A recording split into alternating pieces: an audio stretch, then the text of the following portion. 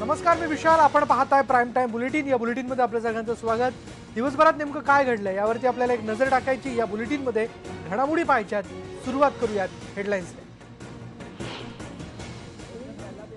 सीमेवर पाकिस्तानची मुजोरी कायम. सांबा आणि हिरानगरमधल्या गोळीबारात बीएसएफचा एक जवान शहीद, पण पाकिस्ताननं भारतावरच केला युद्धखोराचा आरोप.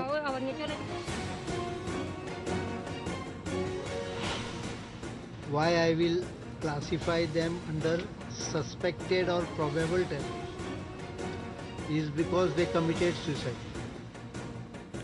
तटरक्षक दलानं पाकिस्तानी बोटीबद्दल घेतलेल्या पवित्र्याची संरक्षण मंत्री मनोहर पर्रीकरांनी केली पाठराखण. तर अंतर्गत सुरक्षेवर तडजोड नाही, गृहमंत्री राजनाथ सिंग यांनी केलं स्पष्ट. भगवानगडावर विधान परिषदेचे विरोधी पक्षनेते धनंजय मुंडेंच्या गाडीवर दगडफेक. दर्शन न घेताच धनंजय मुंडेंना फिरावं लागलं माघारी.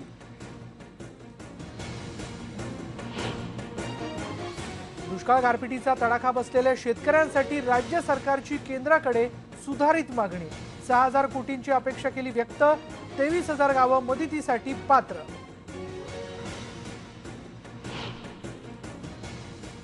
सतीश शेट्टी हत्या प्रकरणाचा तपास नव्यानं सुरू. सीबीआयचे आयआरबीच्या कार्यालयासह 21 ठिकाणी छापे.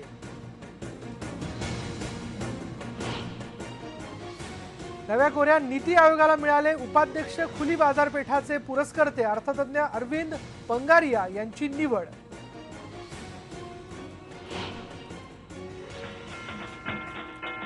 बाळकडू फिल्मचं म्युझिक लॉन्च. उद्धव ठाकरे यांच्या हस्ते पार पडला समारंभ.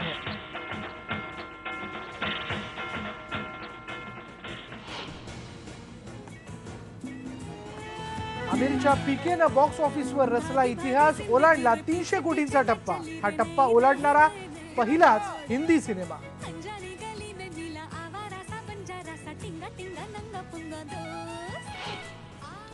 महत्त्वाच्या बातमीने सुरुवात करूयात. पेशावरमध्ये झालेल्या अतिरेकी हल्ल्यानंतरही पाकिस्तानच्या वागण्यात बदल झालेला नाहीये. सीमेवर पाकिस्तानची मुजोरी कायम आहे. पाकिस्तानी सैनिकांनी हिरानगर सेक्टरमध्ये जोरदार गोळीबार केलाय. त्यात बीएसएफचा एक जवान शहीद झालाय. काल रात्री सांबा आणि हिरानगरमधल्या बीएसएफच्या 4 पोस्टवर पाकिस्तानी सैन्यांनी गोळीबार केला होता. या गोळीबारामुळे सीमेवरच्या गावातल्या लोकांना दुसरीकडे हलवण्यात आलंय. बीएसएफचे महासंचालक जम्मूमधल्या सीमेवरच्या परिस्थितीचा आढावा घेण्यासाठी जाणार आहेत. केवळ जम्मू काश्मीरच नाही तर पंजाबमधल्या पठाणकोटमध्येही सीमेवर गोळीबार झाला. आता पोलीस आणि बीएसएफनं सुरक्षा आणखीन वाढवली आहे. पाकिस्ताननं मात्र भारतावर उलटा आरोप केलाय. पाकिस्तानच्या संरक्षण मंत्र्यांनी म्हटलंय की पूर्व सीमेवर छोटं युद्ध लादून भारत पाकिस्तानला गुंतवून ठेवू इच्छित आहे. सर्व सीमांवर भारताची ही चाल आहे. पोरबंदरजवळ अरबी समुद्रात भारतीय हद्दीत सापडलेली पाकिस्तानी बोट तस्करी बोट नव्हती, असं संरक्षण मंत्री मनोहर पर्रीकर यांनी म्हटलंय. ही बोट नक्की दहशतवादी हल्ल्यासाठी आली होती की त्यावर तस्कर होते, असे प्रश्न उपस्थित होत आहेत. यावरून भाजप आणि काँग्रेसमध्ये आरोप प्रत्यारोपही झालेत. ही बोट ज्या मार्गाने भारतीय हद्दीत दाखल झाली तो नेहमीचा मार्ग नव्हता. तसंच ज्या पद्धतीनं बोटीवरच्या लोकांनी बोट उडवून दिली ते संशयास्पद होतं. बोटीवर तस्कर असते तर ते अंमली पदार्थांसह शरणागती पत्करली असती, असं पर्रीकर यांनी म्हटलंय. दरम्यान गुजरातच्या किनारपट्टीवरच्या 20 पोलीस ठाण्यांमध्ये 173 मरीन कमांडो तैनात करण्यात आले. समुद्रात जाणाऱ्या आणि समुद्रातून परतणाऱ्या प्रत्येक बोटीवर हे कमांडो नजर ठेवतायत. याशिवाय किनारपट्टीवर गस्त घालण्यासाठी या कमांडोजना बोटीही देण्यात आलेल्या आहेत. The most important factor, if you ask me why I will classify them under suspected or probable terrorists, is because they committed suicide. Harakiri. A normal boat, even carrying some drug, can throw away the drug and surrender. No one is going to be killing himself unless you are motivated enough to do that. सवाल coast guard का नहीं है, उसका proper investigation होना चाहिए. देश को पूरी सच्चाई पता चलनी चाहिए. सिर्फ ये कह देना कि वो अपने आप को क्यों उड़ा देते, इस बात का सबूत नहीं है. ये भी एक खबर है कि उसके अंदर स्मगलर्स थे, शराब आ रही थी. शराब के अंदर आसानी के साथ आग लग जाती है, लेकिन इस पे किसी तरीके की राजनीति करना बिल्कुल उचित नहीं है. परळीतल्या भगवानगडावर विधान परिषदेचे विरोधी पक्षनेते धनंजय मुंडे यांच्या गाडीवर संतप्त जमावाकडून दगडफेक करण्यात आली आहे। आक्रमक झालेल्या जमावामुळे धनंजय मुंडे यांना गडावरून माघार घ्यावी लागली। सकाळी 11:15च्या सुमाराला धनंजय मुंडे भगवानगडावर आले, पण त्यावेळेस संतप्त जमावाने दगडफेक केली। यावेळी जमावाला पांगवण्यासाठी पोलिसांनी सौम्य लाठीचार्ज केला। यावेळेस नामदेव शास्त्री महाराज यांनी जमावाला शांत करण्याचा प्रयत्न केला। धनंजय जाणून बुजून इथे आलेला आहे आणि त्यामुळे दगडफेक करू नका, गड बदनाम होईल असं आवाहन त्यांनी केलं। त्यानंतर त्यांनी धनंजय यांच्याशी काही वेळ चर्चा केली, पण तरीही जमाव शांत होत नसल्याने अखेर त्यांनी समाधीचं दर्शन न घेताच परतण्याचा निर्णय घेतला। त्यानंतर गडाच्या मुख्य दरवाजातून बाहेर पडण्याचा त्यांनी निर्णय घेतला। मात्र त्यानंतर ही जमावाने त्यांच्या गाडीवरती चप्पल आणि दगड फेकण्याचा प्रयत्न केला। तर दुसरीकडे या दगडफेकीच्या निषेधार्थ परळीमध्ये राष्ट्रवादीच्या कार्यकर्त्यांनी बंद पुकारला। बाजारपेठा बंद ठेवण्यात आल्यात। दरम्यान या दगडफेकी प्रकरणी अज्ञात व्यक्तींविरोधात गुन्हा दाखल झाला।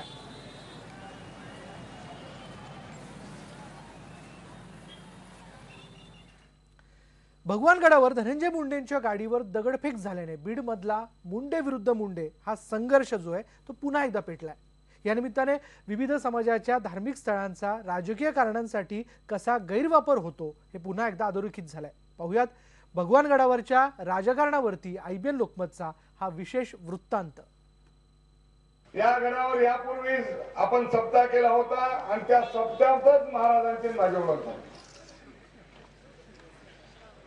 गडाचं महात्मा महाराष्ट्राला कळलंय। आता मी केंद्रात मंत्री असल्यामुळे केंद्राला सुद्धा कळायची वेळ नाही।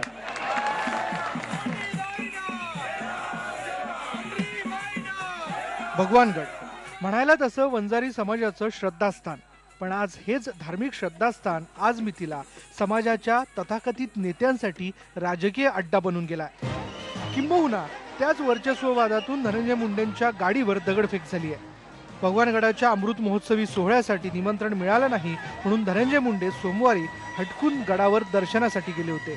त्याचवेळी भाजप समर्थकांकडून जाणीवपूर्वक आपल्या गाडीवर दगडफेक झाल्याचा आरोप धनंजय मुंडेंनी केला। अर्थात हे सांगताना गडावर येण्यामागे आपला कोणताही राजकीय स्वार्थ नसल्याचं ते आवर्जून सांगतात। नाही, त्या बाबतीत मला काही बोलायचं नाही। कधी आम्ही या गडावरून राजकारणाच्या बाबतीत विचार केलेला नाही। आमची अगदी निर्मळ श्रद्धा बाबांवर आहे। आज मी कुठलं राजकारण करायला इथं आलेलो नाही। हे राजकारण करण्याचं स्थान नाही, हे श्रद्धा ठेवायचं स्थान आहे। आम्हाला बाबांवर पिढ्यानापिढ्याची श्रद्धा आहे आणि ती श्रद्धा व्यक्त करायला इथं आलेलो आहे। भगवानगडाचा राजकारणासाठी गैरवापर होत असल्याचं धनंजय मुंडे कितीही नाकारत असले तरी दुर्दैवाने भगवानगडाचा वापर आजवर फक्त राजकारणासाठी होत आला। अगदी त्यांचे काका म्हणजे स्वर्गीय गोपीनाथ मुंडेंनाही याच भगवानगडावरून दिल्ली दिसली होती। त्यांच्या कन्या पंकजा आणि प्रीतम या देखील भगवानगडावरून निर्माण झालेल्या सहानुभूतीच्या लाटेवरच लाखांच्या मतांनी निवडून आल्यात। मुंडेंच्या आधीही बबनराव ढाकणेही याच भगवानगडाच्या पाठिंब्यामुळे बीडमधून खासदार बनले आणि थेट केंद्रात मंत्री देखील बनले होते। भगवानगडाचा हाच राजकीय महिमा लक्षात घेऊन पवारांनी काल परवाच्या धनंजय मुंडेला थेट विरोधी पक्षनेता बनवल्याचं बोललं जात आहे। कारण भाजपच्या माधवम फॉर्म्युल्याचा मार्गही अशा भगवानगडांसारख्या विविध समाजाच्या धार्मिक स्थळांमार्गे जातो। याच भगवानगडाच्या जोरावर ढाकणे मुंडेंसारखे नेते मोठे झाले, पण समाज मात्र आजही आहे तिथेच आहे। वंजारी समाजाच्या बहुतांश लोकांना आजही ऊसतोड करूनच पोटाची खळगी भरावी लागते। त्यांच्या मुलांना अजूनही साखर शाळांमधूनच अर्धवट शिक्षण घ्यावं लागतंय। पण केवळ राजकीय स्वार्थापोटी धार्मिक स्थळांचा वापर करणाऱ्या नेत्यांना त्याचं काहीच सोयरेसूतक नाहीये। Bureau report IBN Lokmat. यानंतर बघूयात इतरही बातम्या। RTI कार्यकर्ते सतीश शेट्टी हत्या प्रकरणाचा तपास CBIनं पुन्हा एकदा नव्यानं सुरू केलेला आणि या प्रकरणी आता CBIनं IRBच्या कार्यालयांसह मुंबई, पुणे, लोणावळ्यामध्ये 21 ठिकाणी छापे टाकलेत। सतीश शेट्टी यांच्या हत्येशी संबंधित संशयितांच्या कार्यालयावर छापे टाकण्यात आलेत।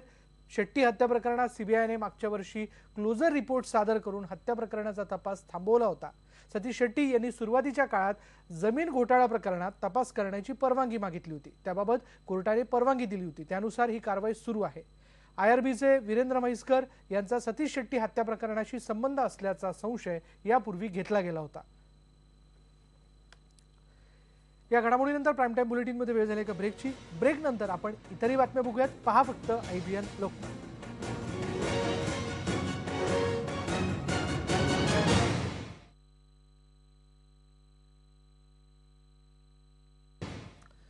ब्रेकनंतर पाहूया आजच्या दिवसातली एक महत्त्वाची बातमी अशी आहे की नुकसानग्रस्त शेतकऱ्यांसाठी राज्य सरकारनं केंद्राकडे सुधारित पॅकेजची मागणी केली आहे। 3,000 कोटींचं पॅकेज देण्याची मागणी करण्यात आली आहे। याशिवाय आता 23,000 गावं मदतीसाठी पात्र ठरावीत असंही सरकारनं म्हटलंय। राज्य सरकारनं राष्ट्रीय आपत्ती निवारण निधी म्हणजे NDRF कडे त्याबद्दलची मागणी केली आहे। टंचाई सदृश्य परिस्थिती, गारपीट आणि अतिवृष्टी अशा 3 टप्प्यांना मदत करण्याची मागणी करण्यात आलेली आहे। दुष्काळ, गारपीट आणि अतिवृष्टी या तिन्हींसाठी आर्थिक मदत करण्याची मागणी करण्यात आली आहे। मोदी सरकारनं नियोजन आयोगाला पर्याय म्हणून नीती आयोगाची स्थापना केली। या नीती आयोगाचे उपाध्यक्ष म्हणून ज्येष्ठ अर्थतज्ञ अरविंद पंगारिया यांची नियुक्ती करण्यात आली आहे। पंतप्रधान हे नीती आयोगाचे पदसिद्ध अध्यक्ष असल्यानं पंगारिया यांच्यावर उपाध्यक्ष म्हणून मोठी जबाबदारी आहे। पंगारिया यांचा थोडक्यात परिचय IBN लोकमतच्या प्रेक्षकांसाठी आपण करून घेऊयात।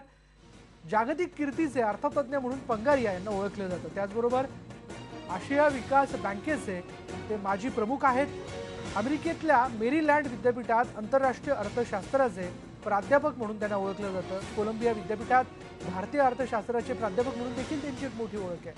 अमेरिकेतल्या प्रिस्टन विद्यापीठातून त्यांनी अर्थशास्त्रामध्ये PhD ही पदवी त्यांनी घेतलेली आहे। अर्थशास्त्राच्या विविध 10 पुस्तकांचं लेखन त्यांनी केलंय। अमेरिकेतल्या अनेक उद्योगांचे आणि संस्थांचे ते आर्थिक सल्लागार आहेत। नरेंद्र मोदींच्या प्रचारातली अच्छे दिन ही संकल्पना त्यांचीच होती। चाय पे चर्चा या कार्यक्रमात पंगारिया यांनी विशेष सहभाग घेतला होता, म्हणजे ही संकल्पना त्यांची होती आणि ही संकल्पना त्यांनीच राबवली। गेल्या 9 वर्षांमधले राजकीय आणि सामाजिक खटले मागे घेण्याचा निर्णय राज्य सरकारने घेतला। जीवित आणि आर्थिक नुकसान न झालेल्या आंदोलनावरचे खटले मागे घेण्यात येणार आहेत। बघूयात याबद्दलचा रिपोर्ट। आंदोलन, मोर्चे, निदर्शन ही राजकीय पक्षांची आणि खास करून विरोधकांची हत्यारं। सत्ताधाऱ्यांविरुद्ध ही हत्यारं उपसून विरोधाच्या माध्यमातून आपल्या अस्तित्वाची हे जाणीव करून देतात। तर दबलेल्या आवाजांचा आधारही असतात आंदोलनं। पण आंदोलनादरम्यान पोलीस राजकीय आणि सामाजिक कार्यकर्त्यांना अटक करत असतात आणि त्यांच्या मागे त्यानंतर कोर्टाचा ससेमिरा लागतो। पण अशा कार्यकर्त्यांना आता दिलासा मिळणार आहे। असे हे खटले वर्षानुवर्षे चालतात आणि या खटल्यांचा भार जो आहे तो न्यायालयावर फार मोठ्या प्रमाणावर असतो। खटले प्रलंबित राहिल्यामुळे न्यायाधीशांची संख्या त्या ठिकाणी वाढवण्याची आवश्यकता असते, कारण लवकर खटले निकाली काढायचे असतात आणि म्हणून राज्य सरकारने या संदर्भामध्ये वारंवार अशा स्वरूपाचे निर्णय यापूर्वीही घेतलेले आहेत। या निर्णयाचा पहिला फायदा सत्ताधाऱ्यांनाच होणार आहे, कारण गेल्या 10 वर्षात सेना भाजपकडून मोठी आंदोलनं करण्यात आली होती, तर मनसेला पूर्णपणे दिलासा मिळण्याची शक्यता कमी आहे, कारण यातली मुख्य अट आहे ती जीवित आणि वित्तहानी न झालेल्या आंदोलनाची। अशा खटल्यांमध्ये जर जीवितहानी झाली नसेल किंवा 5 लाखाच्या वर नुकसान झालं असेल तर असे खटले सोडून ज्या ठिकाणी जीवितहानी झाली नाही परंतु रस्ता रोको केलेला आहे, शांततामय मार्गाने आंदोलन झालेलं आहे, 5 लाखाच्या आत नुकसान झालेलं असेल तर अशा नुकसान भरपाई त्या कार्यकर्त्याकडून करून घेणं, अशा स्वरूपाचे जे नियमित खटले आहेत ते थांबवणं। काँग्रेस राष्ट्रवादी सरकारनेही असा निर्णय घेतला होता। सर्वच पक्षाच्या कार्यकर्त्यांना फायदा होणार असल्यानं या निर्णयाचं स्वागतच होणार आहे। त्यामुळे नवीन वर्षात कार्यकर्ते झेंडा पुन्हा खांद्यावर घेऊन आंदोलनासाठी सज्ज होऊ शकतात। व्हिडिओ जर्नलिस्ट नवनाथ कोंडेकरसह आशिष जाधव, IBN लोकमत, मुंबई। यानंतरची बातमी आहे IBN लोकमतच्या इम्पॅक्टची। मुंबईच्या वरळी शासकीय वसतिगृह प्रकरणी मेस कॉन्ट्रॅक्टरची बदली करण्यात आली आहे। या वसतिगृहाची दुरावस्था IBN लोकमतनं समोर आणली होती। वसतिगृहात महिला शिपायाची नेमणूक करावी अशी मागणी या विद्यार्थिनींनी केली होती। ही मागणी समाज कल्याण विभागानं मान्य केली आहे। तसंच या प्रकरणात संबंधित मुलींवर FIR दाखल केल्याची चौकशी सुरू आहे। या प्रकरणातल्या दोषींची सखोल चौकशी करणार असं आश्वासन समाज कल्याण राज्यमंत्री दिलीप कांबळे यांनी दिलं आहे। यानंतर इथे वेळ झाली एका ब्रेकची। पहा फक्त IBN लोकमत।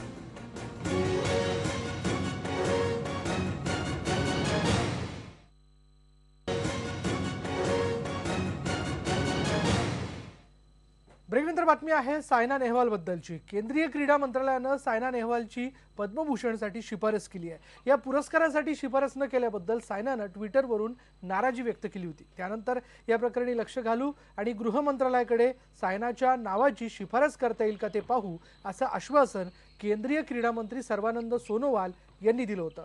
सायनाच्या नावाची शिफारस करणारं बॅडमिंटन असोसिएशनचं पत्र आपल्याला शनिवारीच मिळालं असल्याचं सोनोवाल यांनी सांगितलं। आता आमिर खानच्या पीके बद्दल, आमिर खानच्या पीकेने बॉक्स ऑफिसवरती इतिहास रचला। या सिनेमाने 300 कोटींचा गल्ला गाठला। हा पल्ला गाठणारी ही पहिलीच हिंदी फिल्म आहे। 19 डिसेंबरला हा सिनेमा रिलीज झाला होता। त्यानंतर या सिनेमाने 305 कोटींची कमाई केली आहे। पीकेने आमिरच्याच धूम 3चा बॉक्स ऑफिस कलेक्शन रेकॉर्ड मोडलेला आहे।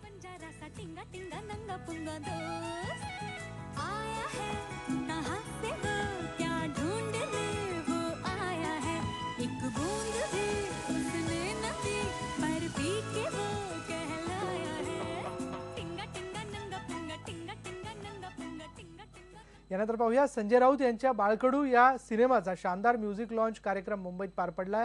शिवसेना पक्षप्रमुख उद्धव ठाकरे यांनी या सीडीचं प्रकाशन केलंय।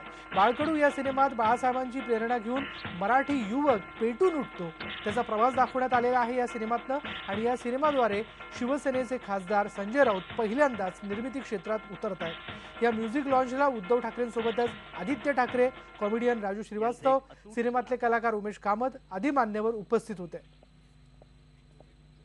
स्वराज्याचे बांधू तोरण संधी पाहून कोंढणा किल्ला घ्यावा ताब्यात अष्टमी मूर्त ठेवा ध्यानात जिजाबाई बदल्या राजगडात जी